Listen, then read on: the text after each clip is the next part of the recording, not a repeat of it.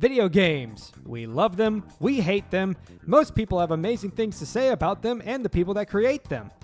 Or the exact opposite. But why do we play video games? And how does the type of games we play relate to us? Well, I aim to take a dive into these questions as well as talk to one of my friends / part-time game developers, Meeks the Dev. So, let's go ahead and dive right in on this episode of GameSpeak. Typically, when starting a new game, we are introduced to the character we play as, the world we interact in, and what our objectives are. Be it an Italian plumber off to save the princess, or a soldier participating in modern warfare, the adventure we decide to pop into our consoles determines what our experiences will be. And every game we play has 3 motivational components within its structure: the achievement, social interaction, and immersion.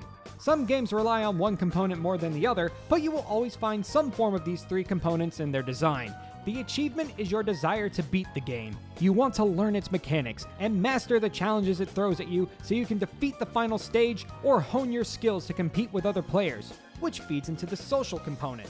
The desire to interact with other players, whether you're competing against them 1v1 or cooperating alongside them while you try and fight the enemy team. Competition is not the only social interaction though. The social component can also be described as helping someone through a game or having discussions about a title you've been playing on your own time. Finally, there's the immersion component. This is how deep you dive into a game's world, the stories you hear, the characters you create, and how well you learn the game's ins and outs, making you feel like the character you play as. Immersion is by far the most intimate part of a game's design. Without it, you have no desire to play it, making it, well, not fun. Like Reggie Fils-Aimé said himself, if it's not fun, then why bother? But what do the games you play say about you? Obviously, we all have our own preferences when it comes to media, and there are a plethora of genres to choose from. I know I love me a good platformer / collectathon, learning the functionality of a game's movement, and hunting down all the secrets the world has to offer. I also enjoy a narrative-driven shooter with an expressive arsenal of weapons to tear my enemies apart. To see where I fit in the grand scheme of things, I would refer to the table of Bartle's player types. Based on what I just described about my favorite genres, I would say I mostly fall into the explorer type. Explorer types are drawn to the game's vast world, and will do whatever it takes to see every inch of the map, hunting down secret areas and Easter eggs. The achiever responds more to status and completion, wearing that gamer score like a badge of honor, wanting to master everything they can and have something to show for it. The socializer uses gaming as an outlet to meet and cooperate with other players, whether that's going on an adventure with their friends or competing against another team. They play games to connect with others and build relationships. Finally, there's the killer. Bit of an extreme name, but its description leads it to make more sense. The killer is all about being the best. They want to make sure their opponents never see victory and will do whatever it takes to win. These categories don't purely restrict you to one type. In fact, I've played many games over the years that could potentially place me into any of them. It's just the simplest form of generalization I could find when it comes to players and what their preferred style of game says about them. In the end, video games are an incredible hobby that allow us to experience many different types of fantasy settings from the comforts of our homes. We can explore new worlds, meet new people, sharpen our reaction skills, and aim to be the best in the world.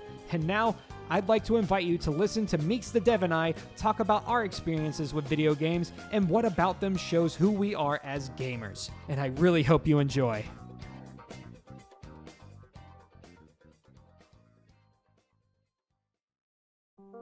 I hope this is all recording. It is.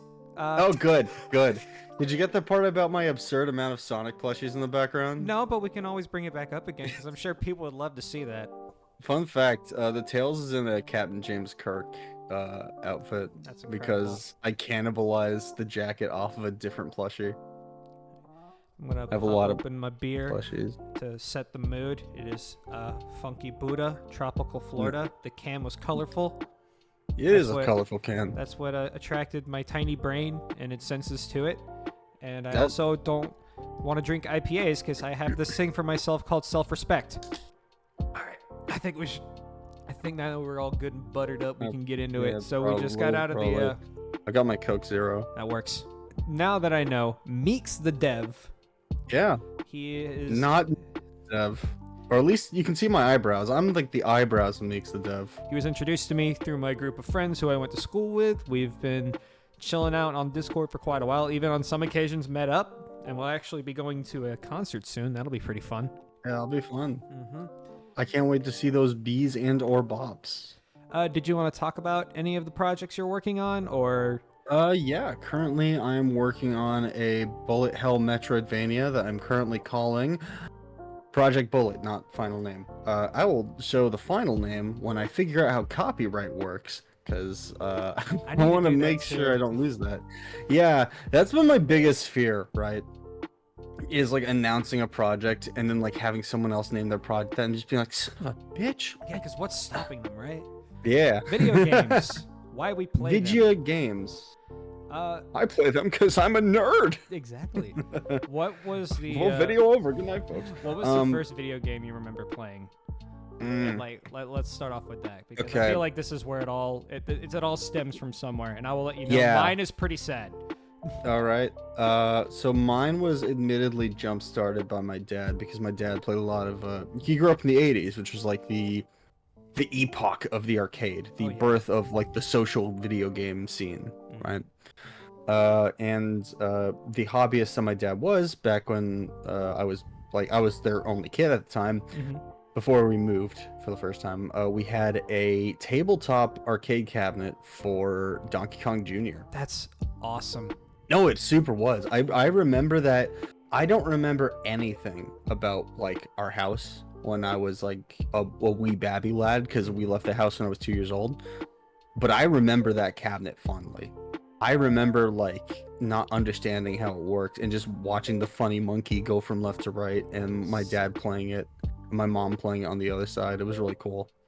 Unfortunately, they got rid of it when they moved. So, shit. You know, didn't survive the move. Well, that's really cool. That's actually a really cool introduction into video games, because I wish mine was something like I booted up the Donkey Kong machine for the first time, or I slapped Super Mario Bros into the NES. I mean, if you want a funnier one, I have two funnier ones that are also accurate. Let me hear it. Because I didn't really play Donkey Kong Jr. That was just my introduction. I just kind of experienced it. No, I played Mario Kart Double Dash and Animal Crossing, but not in the way you'd think. Because instead of playing Animal Crossing, I found out if you hold the A button on the GameCube intro screen, it does like a cool. Oh yeah, it plays different sounds. Well, no. If you hold the A button, it takes you to the system menu. Oh yeah, I didn't have a GameCube growing up. I just now have one, and even then, it's not even technically mine. It's my girlfriend's, but I'm the one that buys all the cool shit for it. Yeah, no, I get you. I laughs in my $50 Japanese beautiful Joe. But yeah, no, I remember I just go into the save file screen, and I would just delete the save. Well, they were cool. Because I didn't know what that was. Save files were cool back then. Yeah, they no, were, it like, was really I loved cool. going into the PS2 one and like seeing Yeah, what the yeah, icon yeah. would be, because it would either be like a cool logo or No, it it would was be like really an cool. animated bit. It was awesome. The PS2 ones were really neat, because if you erase the datas on them, they had like an animation for that. Yeah, they would spin and then just like fade out of existence, or they would. Yes, no, some of it personal animations were like. Really? Yeah, no, I forgot what one the game was, but it's like a little cat, and if you like delete it, the cat goes, and then like the save file gets deleted. Oh, that's cool. It's really cool. But yeah, my mom got pissed because she played a lot of Animal Crossing, and I just kept deleting the saves. She didn't know how they got deleted until she saw me do it, and she's like, son of a bitch. I had a friend whose mother was really into Crash Bandicoot. So when I would go over to their house and play, they would load up their mom's save file, and she like 100% completed Crash Bandicoot Wrath of Cortex. That's impressive. That's actually impressive. And I remember she and my friend and his older brother all got pissed at me for playing the account and like fucking up the whole thing, because she span at you. No, she ran at you and did a funny spin. And we went into the stars. She had like 2 levels left to beat, and she was grinding lives.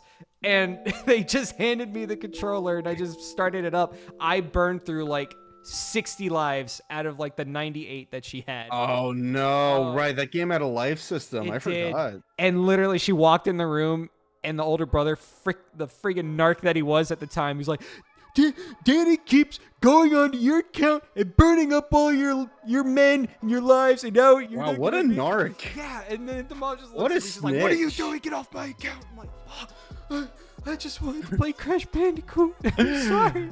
Like, on one hand, you were burning through the lives. On the other hand, I was a dumb snitches get kid. stitches. Yeah. Okay, I was probably like Bro. 8, maybe. I don't know. I was so bad at video games when I first started playing them. Yeah, you may be young, but game is life. Exactly. You only get one. Or in that case, you had 99, now you have 10. You had 99 lives, but now you have 38 because you're. I got 99 lives, but now I got one. No. But Anyway. I'm just messing with this rubber band. Anyway, so my video game origin story. Yes. It's probably the saddest, most basic ass like origin more sad to than Batman? probably my favorite hobby. No. My parents are still alive. I were playing a video game and a man grabbed her pearls. He had a gun. He did the Crash Bandicoot spin at my parents and they went into the sky. It was a sunny day, good in suburban Jacksonville. I was watching the TV, a wee lad, and Yes. I looked at it, and a McDonald's commercial came on, and it was like Finding Nemo movie. Come to McDonald's and get toys. Yeah. Also play the Finding Nemo video game. And then I looked at my dad on the couch. I'm like, Dad, I would like to play Finding Nemo video game. You are not ready, son. Son, My- you are not ready. and my Only the dad- most powerful of gamers can play It was Finding that one, Nemo. but not. It was the PlayStation 2 one. Yeah. Yes. Yeah. Okay. Holy Yeah. shit. didn't I don't know expect to why get I hit with have that. this. Oh my god. No, it's perfect. You just have to name one of the very few GameCube games I have. my dad gets up, beer gut, glistening off the sun. Just He goes, ground pounds. "Oh, okay, son. Let us Okay. Let us go to Walmart." Why is your dad Donkey Kong? Yeah, I don't know. I found you it really got in strange how he always punished me by throwing barrels at me. It's a little weird. Whenever he got hit, he would just like tag you in. You go bleep, Mhm. bleep, bleep, and then you go in. Exactly. He would grab my mother and then take the ladder from the garage and then climb up to the top of the house, start banging his chest. He's And like, then he oh would no, I throw- got to go get my mom. And then he'd throw barrels at me from the roof, saying, "Try and get me if you can, tiny boy." 100 meters. 100 meters. How That's all high it can you takes. get? Here's a hammer, and then he'd throw like a junkyard hammer from the roof at me. Mom's like, oh, you always do this, Howard. Exactly. So we went to Walmart, and literally like 15 minutes later, we leave with a PlayStation 2, Hell a yeah. copy of Ford Racing and Finding Nemo, and Wow. I've been a video gamer ever since.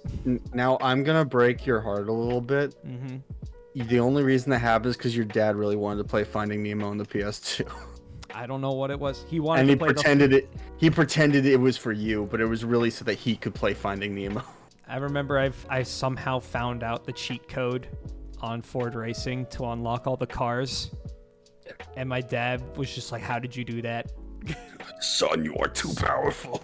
I don't know, Dad. I just clicked through the menus and now we have every single track in every single car. We didn't He even have said- to play the game. He said, boy, how did you unlock the automobile? I don't know, Dad. I just wanted to play the fast car. Why are you Bobby Hill? Dad. Kratos and Bobby Hill would be such a better God of War. Holy shit. So, I mean, Mario Kart is like the one I remember playing when I was a kid. I learned to read out of spite because my parents weren't gonna like read me everything in Animal Crossing, so I had to learn to read myself. That's one way to do it. Yeah, which is wild. Which is kind of why I bought a Japanese copy of Animal Crossing in hopes that I might learn Japanese better through that. I have not braved it yet, but who knows? Mm-hmm. Okay. Yeah. So the Bartles thing, Yes. I was trying to. I've been thinking about that like all week, like where I fit Yeah. into that thing. And Did you just read about that, or no, I've have you seen that known before? about it, but I haven't taken a really deep dive until I created the show.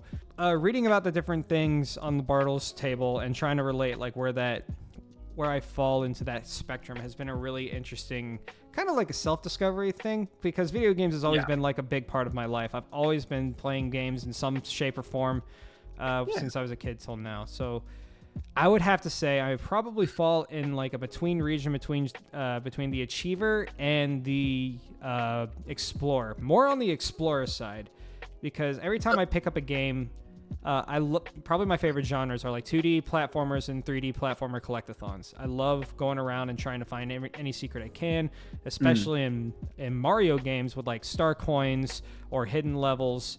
And God, I remember I was playing Mario Galaxy again after so long, and I was like trying to find all the hidden things, all the secret levels, trying to get every single star.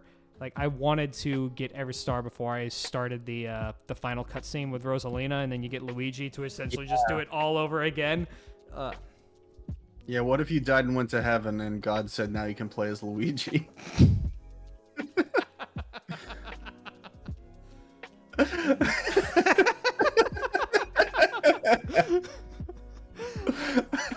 I'm a completionist until I get annoyed with the process, and then I just beat the game, which is why I'm not necessarily a full achiever. But I'm definitely an explorer, so that's probably where I fall on it. The way I've understood the Bartle system is that you usually can apply 2 types to yourself. Those are like kind of your main types. I would say I'm a killer explorer. Yeah, because you really like fighting games. I enjoy fighting games, despite the fact that I hate fighting games. Yeah, every fighting game player ever. Yeah, no, yeah. Fighting game sucks. players I fucking love it. Fighting game players are in an abusive relationship with themselves. But no, yeah. And this is gonna be the part where I get really, really pretentious about video games, because it is probably my favorite art form. Oh, no doubt. Why do you think I make these shows? It is an art form. Like, I think I've had this argument with myself like for years. Like, oh, it's not art. It's just like something fun. It's like, no, it's an art form. Art is like anything that can make you feel something. And video games have genuinely given me these emotional feelings that I've not had with any other piece of media. And I've been emotional. I'm an emotional bitch. Oh yeah.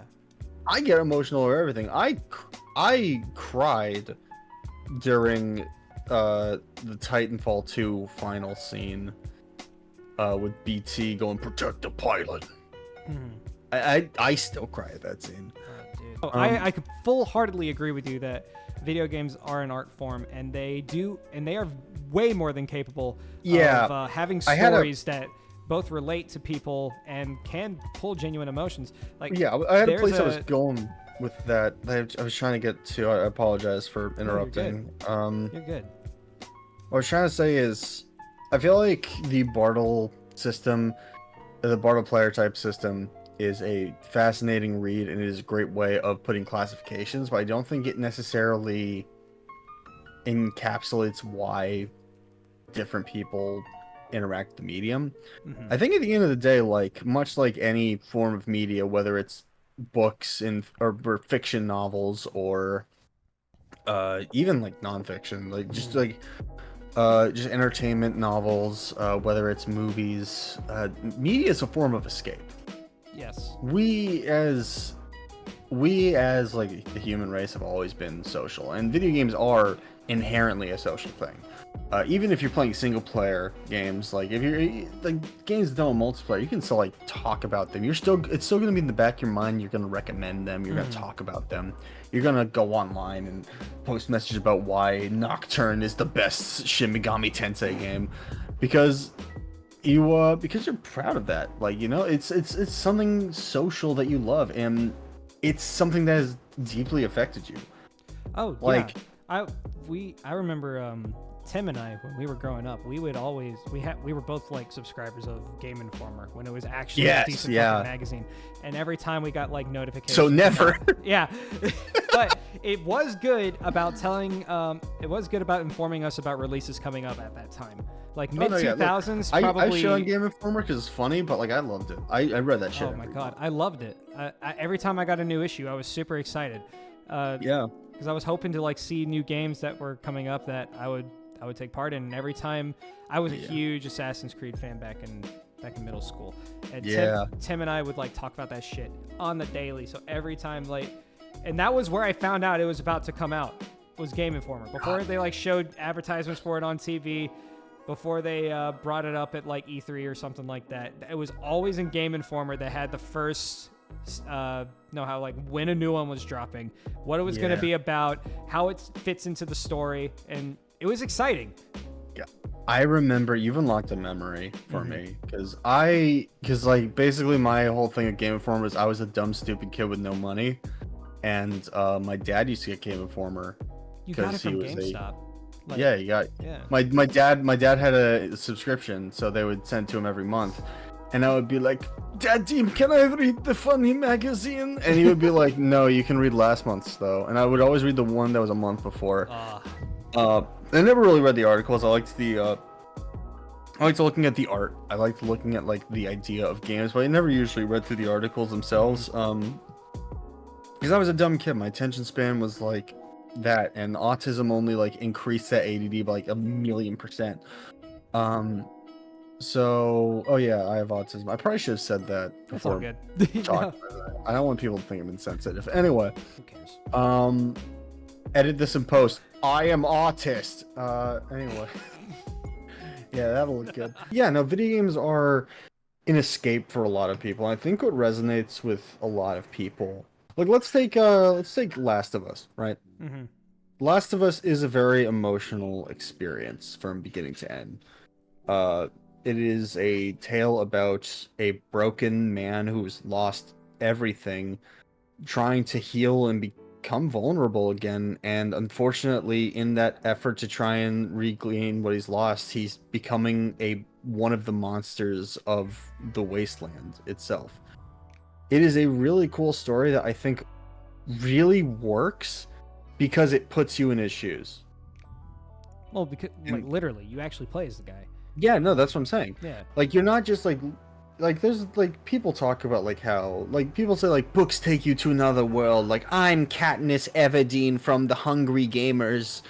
But like no, seriously, like the video games, you're in there. Yes. Absolutely. Tim Rogers from Action Button Reviews talked about this with game called Tokimeki Memorial, a Japanese-only dating sim that was made by the team that would later go on to make Castlevania Symphony of the Night, one of my top 10 games of all time. And he talks about how he fell in love with the main girl being something Sukamori. I don't remember it. But he's talking about like how he had this almost like relationship with her, and after like his third playthrough where he basically knew every little detail he had to do to like get her attention, get her best ending, it felt bad. Like he's like, I'm manipulating this fictional person that doesn't exist. I'm no longer in love. I am like literally manipulating this person, doing whatever I want. I am essentially the ant queen with the pheromones controlling this drone. And it's fascinating. That is a very fascinating viewpoint. I never thought of it that way.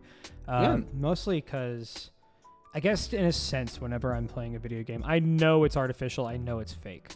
So, and that's kind of like where the fantasy of, like evil playthroughs. You go through, it's like Undertale. A lot of people typically when they play it, they do the good stuff first, but then they're like, what happens when you actually like kill everyone? And the game genuinely makes you feel like a piece of shit. Like, yeah. Like you basically are like going before Gabriel at the gates, only it's Sans the funny skeleton, and he's like, hey, I just sat here and watched you murder every single person for no reason, knowing that I full well could have stepped in at any time and kicked your ass, like without even a question. Despite all that, even after watching you kill my own brother, I didn't do it because I still had some form of hope for you.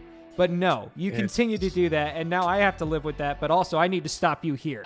And it's such rough, it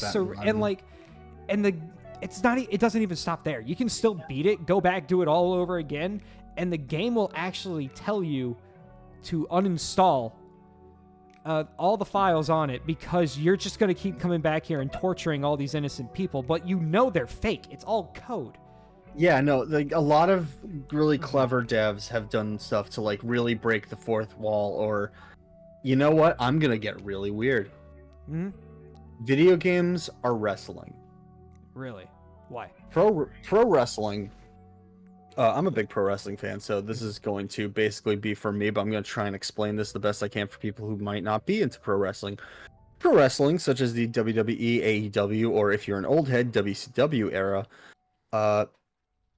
is a weird form of theater.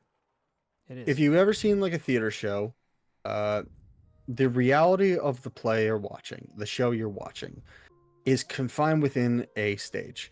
The stage has its three walls, being the east and west wing, the backdrop, and then the fourth wall, which is where the audience is. The characters, 99% of the time, unless they're, you know, doing a funny little fourth wall break, don't see the people. They're not there. All of their reality is confined to that box. Wrestling is very different. Wrestling is, these are real people pretending to be fake people, but interacting with the real world, pretending it's real. And for a moment, even though people like me have been watching for years and know it's fake, we believe it's real. For a moment, because instead of seeing like, because I don't see like Levesque out there, I see Triple H. I don't see the man behind the Undertaker. I see the Undertaker. I'm cheering for the people they're pretending to be. And video games kind of ask you to do the same thing. They ask you to to pretend to get into the kayfabe. Kayfabe is the idea of a fictional reality that's kind of within the real one that you kind of just go along with. It wants you to be in that kayfabe. When I'm playing something like Divinity, or to a more general extent Skyrim, right? I know all these people are fake. None of my choices really matter. Everything is scripted to like that point. But for that moment, I'm in kayfabe. Like, I know this is in the back of my head that all this is true, but I'm not thinking about that. In the moment, I'm in kayfabe. I'm getting attacked by a dragon. I'm trying to figure out who I'm going to date in this love triangle. And there's something really fulfilling about that, because let's face it, in an age in which all information is spread and people are important because they say they are, not necessarily because like they earned it, or at least we think they earned it. A lot of being something special is an impossible task for a lot of people. Like it's tough. Like, kind of coming to terms with the fact that like you might not be like this mega famous like hero or something is tough to feel it. And even if you do get your dreams, even if you do accomplish it, who's gonna know about it? You know? Yeah. And it's nice to video games have this really nice thing that even like the weirdest fringe cases, video games have this thing that just hits the brain so hard, where it makes you feel important. How many games do you play where you're the chosen one? Right? Too many to count. Where the world revolves around you, essentially. Like, there are games like Skyrim in which there's a civil war going on in the background. There's a whole lot of political intrigue, but I could sleep for 365 days or just spend my whole time eating cheese wheels, and nothing will happen until I do something. Because I am the arbiter of action in this world. And you do feel important. It might take you out of reality for a second, but it makes you feel important. Even things that are not necessarily story-based, like I'm playing Counter-Strike Go, and I just hit that one really clean shot. That one really clean shot around the corner. I feel important for a second. I just made a huge play. I just won the game. Fighting games, like same thing. Like beating an opponent at fighting game. You feel good. I mean, you played Smash, you know. But like... yeah, regrettably, that is probably the only case where I've been, quote unquote, a killer on the Bartle system. Is when I was really into Super Smash Brothers. Like, I actually like went to a couple tournaments, tried the basic. I would go to like barcades and other gaming bars, and I would like bring a whole setup, and I'd hook up on like one of the community TVs, and I just have like a second controller just sitting there, and I would play people, and I met a lot of cool people like that. But yeah, that was probably the only time when playing games. That and probably when I was into Overwatch. But even then, I really only played Overwatch because I knew that I was gonna have people to interact with that night. I knew all my buddies were gonna get on. We were gonna go on comp. We were gonna kick some ass. And even if we didn't, we still we went through it together. You know. The good old days, man. Exactly. Back before Blizzard. Well, I guess they were always kind of shitty, but we just didn't know about it. So the reason different topic for a different day. Yeah, that's a different thing. Why do game companies suck? Before you continue, I want to kind of like go back onto that thing you said about Skyrim. It's like nothing is going to happen until I interact with it, and I believe now you're the arbiter of change. Until I played Baldur's Gate 3. Yes, because I was okay. So I'm just gonna go ahead and say spoilers for anybody playing the game. If you haven't played Baldur's Gate 3 yet, please play it. It's amazing. But in a section in Act 2, there is a bit. If you choose to interact with it, there is a bit where you are basically trying to break apart a slave trade and/or enhance it depending on where you go.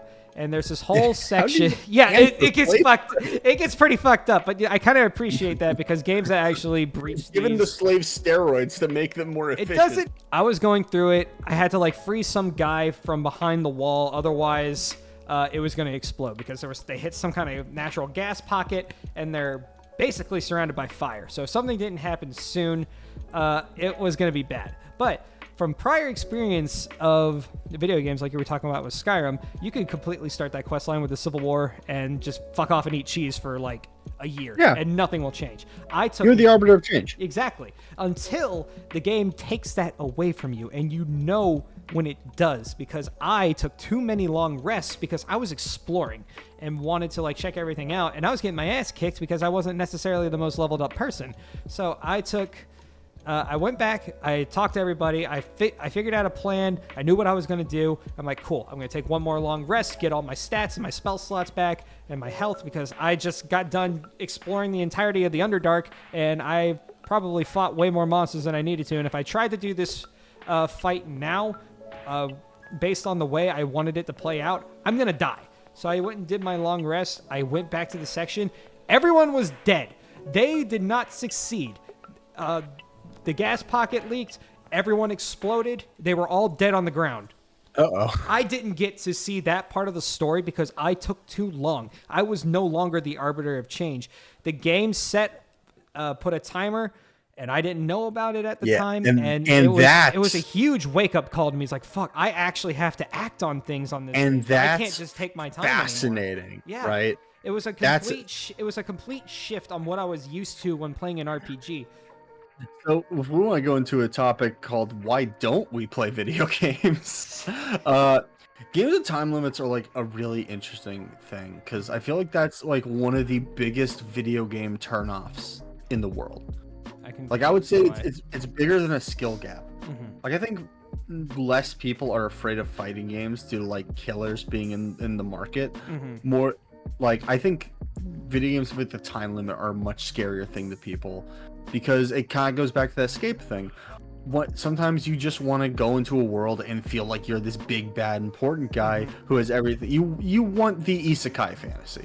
I think timers bring back this crushing reality that we as humans are always on some sort of deadline. Yes. Whether it's to get work done, to pay rent, to buy something for my niece's birthday or something like that. Like I think it is a natural universal anxiety that comes with timers or time. I couldn't handle. I stopped playing Dead Rising 2 because of that reason. Because I kept fucking up and like you can't get the Zombrex for Katie. Exactly. And like I remember I messed up on like one of the rescues. And my friend, who is like a Dead Rising fanatic, knows every in and out, knows every ending, know everything. Like I messed up on one rescue, and the guy's like, now you're not getting the good ending. You're not. You didn't make the poop cannon. I didn't make the poop. Listen. That related to me trying to get all these dumbasses out of the mall because the AI for that game is garbage. All right, there's an art garbage to Dead Rising training, like just trying to get the people out of there. But no, there's a legitimate anxiety that comes from having that deadline. Things like Persona and Dead Rising kind of use that anxiety not to take you out or make you experience that problem, but to kind of make you feel powerful in the presence of it. Like, I don't know, like I used to really get scared about like games like Pikmin 1, where it's like, oh, you gotta beat this in 20 days or you die. And now I'm just like, I'm going through that right now when I'm playing Pikmin for the first time, and I'm like behind schedule on like the amount of time I have left versus the amount of parts I have.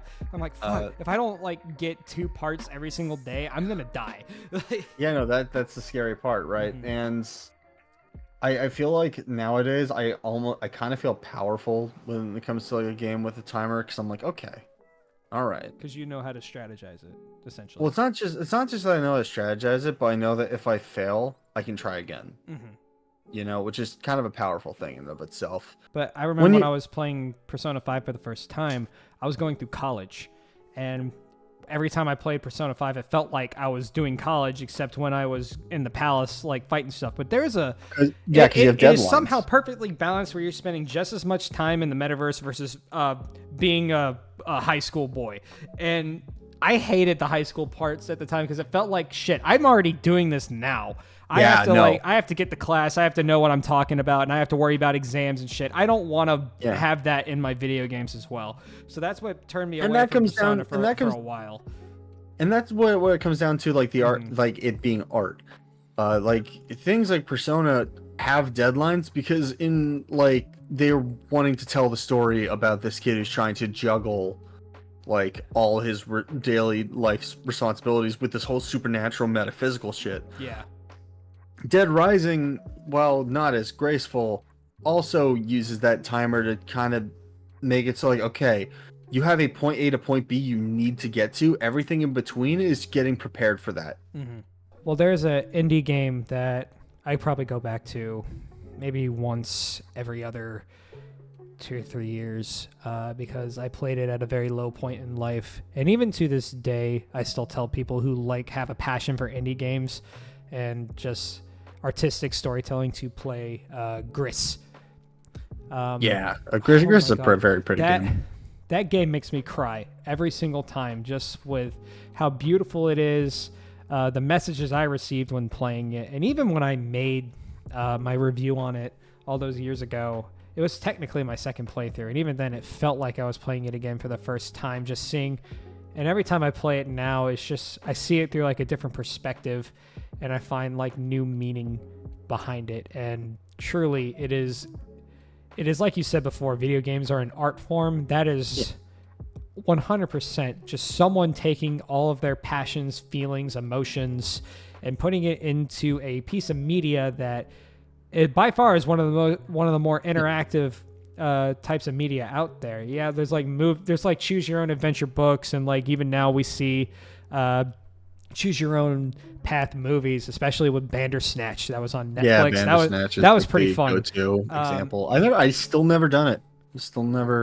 I didn't watch Black Mirror. I need to eventually. I've only seen bits and pieces of Black Mirror. It's basically just modern day Twilight Zone. The good episodes look good. The bad episodes just look really bad. Well, there's only so many crazy ideas you can dive into. Yeah, I know. Yeah.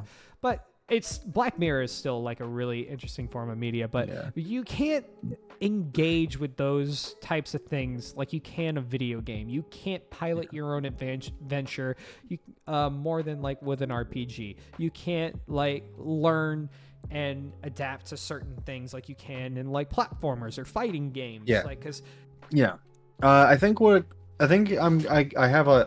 I found the thesis statement that I was looking for this whole time. Because when I talked about video games in art form, I had a point, and I was trying to find the point that I had in the back of my mind. I think I found it. Okay. I'm going to use 2 examples. All right. These are going to be weird examples, and I want you to follow me. Okay. After this, I'm probably going to cut it though. Yeah, that's fair. I wanted to get this as like the final thesis for me. All right. Hit me with your wisdom, oh Meeks the Dev. Information in the description. 2 indie devs. Those being Jay Tholen and David Zymanski. Gotcha. Jay Thol and David Zymanski make very different games. They're very similar in their upbringing. They were both raised like very traditional Christian and still hold on to those beliefs, but find themselves to be outcasts in their own religious communities, right? As they don't really necessarily either follow strict dogma or are into the same kind of medias that they would. Like, and growing up in like a Christian household and finding I have a very high interest in things like horror or just like straight up like grindhouse action. I genuinely feel I felt and I still kind of feel out of place. And they both took to that in very different ways. Jay Tholen made a game called Hypnospace Outlaw. Hypnospace Outlaw, if you've never played it, is essentially a fictional alternate universe version of the like 90s internet scene, right? Like the Space Jam site is like probably the most like easily recognizable Essentially, one when of like those. the internet was like the Wild West, more or less. Like When it was new, and this is like, so it was an alternate universe in which is like a psychic version, and it's crass, it's kind of gross sometimes. It's very, very funny and self-aware and well written, but most importantly, it doesn't feel like a product that Jay made. When Jay made Hypnospace Outlaw, when you're playing Hypnospace Outlaw, that's a piece of his soul he's put into it. David Zymanski did a very similar thing because he was a lot like me, like a Christian guy who basically was way into horror and more macabre subjects that were probably not making his parents very happy. But he would go on to make the video game, a bunch of video games that didn't sell very well, a bunch of small horror games. And then he made Dusk, which you might remember as that one boomer shooter that suddenly made everyone go, holy shit, Dusk. What if Quake, but like new? And the level design past part 2 or past part 1 is so fascinating. And you froze for me, so I'm not gonna be able to hear your replies. just keep if going. you make Just any. keep going. I'll let you know when you unfroze. But it is fascinating, and seeing what he did after that, it only kind of adds this weird mythos of like what kind of person he is. Because he would later go on to make Iron Lung, which is an incredible atmospheric horror game about piloting a submarine in which you don't really have any access to the outside world. You're only viewed to the outside world being a camera that occasionally takes shitty, blurry pictures. You're back, by the way, on my screen. You play games like the DreadX collection, The Hunt, which is a big horror games collection that comes out every now and then. But the Hunt being the one that he directed the in-betweens for and curated. You get things like Chop Goblins, which is a silly, irreverent shooter akin to games like Daikatana, which, while critically panned, is not a very good game, still has a part of John Romero's DNA, his soul, in it. And he tried to emulate the best of that game into a smaller, sillier package. Games like Squirrel Stapler, which are bizarrely irreverent in their horror of being about a crazed man stapling squirrels to his dead wife, while God apparently is going to be coming in 3 days. What I'm trying to say is, with creators like that, and you can see with like people like Toby Fox when he made Undertale and Deltarune, like he has a very significant style. Even like some AAA studios, like you said earlier, Todd Howard has a very signature type of game he makes. He wants to make a big open sandbox that may not necessarily be as open as something like Baldur's Gate, but it's not trying to be. It's trying to put you in the shoes of a character you made, but in a very scripted and set up world. And whenever you're playing a game like that, the best kind of games, I feel like, have a piece of the artist's soul in them.